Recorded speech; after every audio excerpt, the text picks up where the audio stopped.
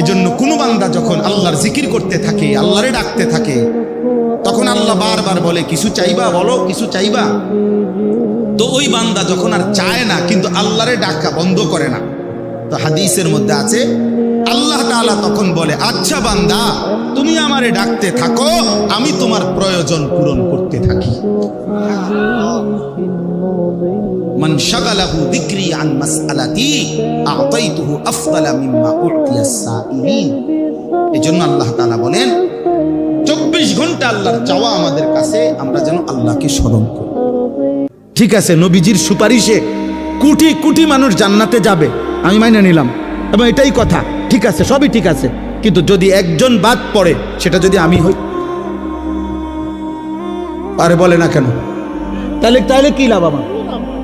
বাকিদের লাভ কি? বাকিরা জান্নাতে গেলে আমার কি লাভ? জান্নাতে যাবে 120 কাতার মানুষ। কত কাতার?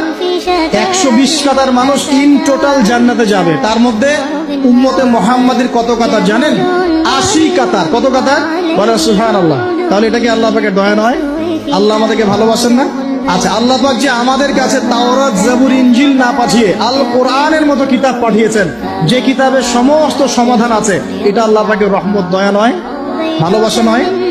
আচ্ছা, এখন আল্লাহ পাক দুনিয়াতে চলার জন্য আমাদেরকে জীবন দিয়েছেন, হায়াত দিয়েছেন, সুস্থতা দিয়েছেন, পরিবার দিয়েছেন, আমাদের ব্যবসা বাণিজ্য দিয়েছেন, আমাদের স্ত্রী সন্তান দিয়েছেন, আমাদেরকে চলাফেরা করার ক্ষমতা দিয়েছেন।